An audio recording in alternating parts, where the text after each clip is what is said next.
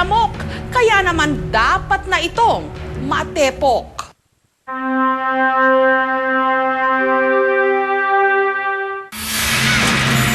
Wala silang pinipili.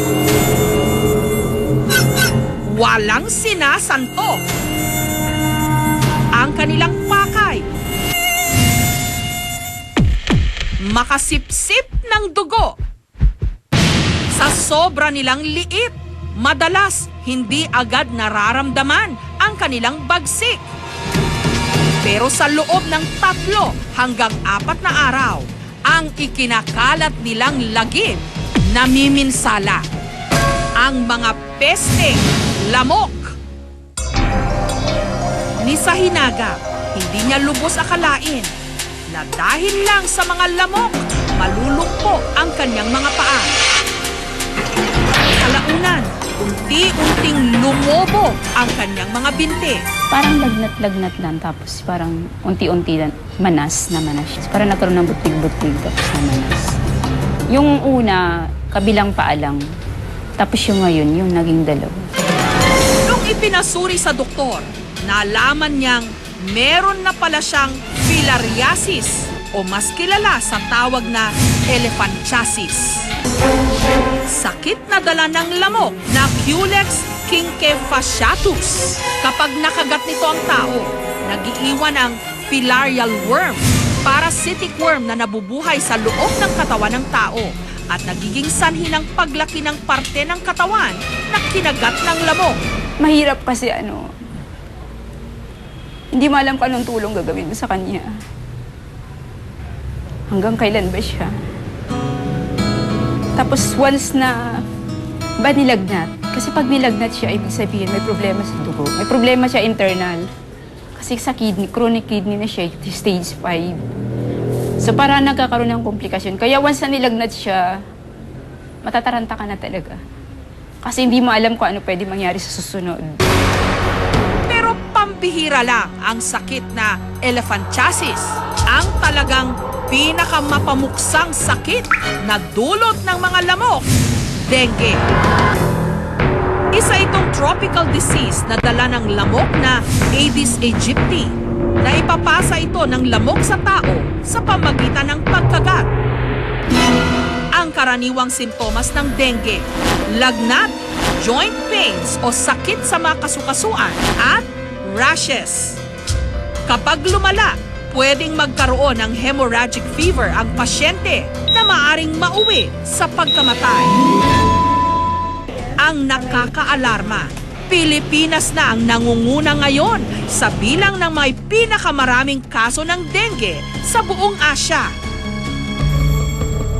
At hindi pa man natin tuluyang napupuksa ang dengue, may panibago na namang sakit na nakukuha din sa mga lamok, ang chikungunya. Sa dengue naman at chikungunya, parang may fever at rash. Kaya lang sa dengue, can be accompanied by bleeding. Sa chikungunya, joint pains. Dahil sa banta ng lamok sa buhay at kalusugan ng tao, sari-saring pag-aaral ang ginagawa para mapuksa ito. Sa isang universidad sa Australia, lumabas na posible raw solusyon para malabanan ng dengue virus ang pag-infect ng Wolbachia bacteria. Yun nga lang, dahil ang lamok na ito may taglay ding bacteria, pwede rin itong magdala ng ibang panganib sa ating kalusugan. So practically, parang binakunahan mo yung lamok.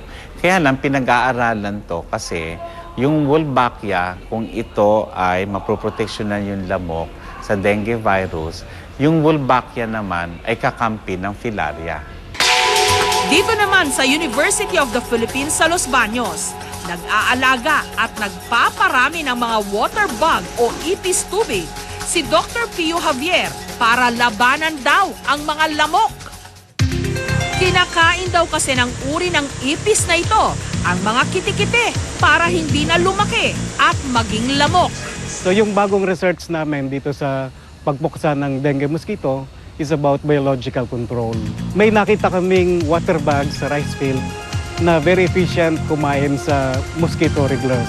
Yung lahat ng stages mula sa nymph hanggang sa lumaki at maging adult, very voracious feeder siya ng regulars ng mosquito.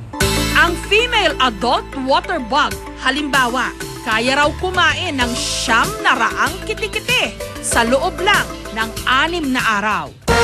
Pero alam nyo bang ang ilan sa mga epektibong pamatay ng lamok matatagpuan sa kusina? Dahil dikit-dikit ang mga tahanan sa lugar ni na Rosa, hindi raw maiwasang maraming umaali-aligid sa kanilang lamok. Nagkaroon ng araw ng dengue outbreak sa kanilang barangay noon lamang nakaraang taon. Kaya naman, ngayon, meron na silang pangontra rito.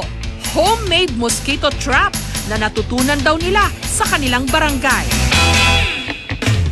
Una munang hinati ang basyo ng plastic bottle at saka tinunaw ang yeast sa mainit na tubig. Nakakagawa raw ang yeast ng carbon dioxide na siyang umaakit sa mga lamok at saka nilagyan ng pulang asukal. Ito na ang ilalagay niya sa mga parte ng kanilang bahay na madalas puntahan ng lamok. Dapat din daw palitan ang solution ng mosquito trap kada 2 linggo. At mukhang effective daw ang 3 trap na inilagay ni Rosa sa kanyang bahay dahil sa kabutihang palad, wala pang nagkakadengue sa kanyang mga anak. Bukod sa mga anti-mosquito lotion at oil, meron din namang paraan para makaiwas sa kagat ng lamok with style.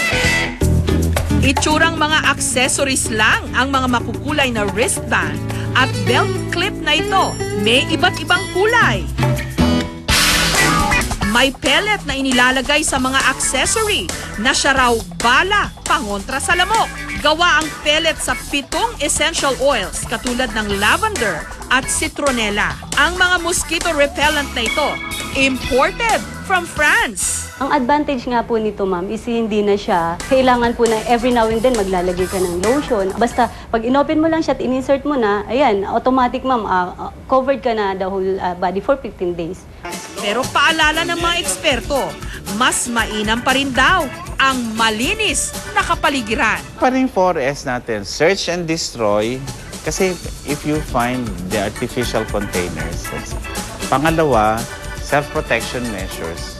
Prevent contact with mosquito. Either you kill them or you prevent them from biting you. Then seek early consultation kasi pag may lagnat so that you will not suffer complications. And so say no to indiscriminate fogging. Sa dami ng sulok na pwedeng pamugaran ng pesting lamok, nakaamba parati ang dala nitong peligro. Pero kung sapat ang ating kaalaman sa dala nitong mga sakit, ang lamok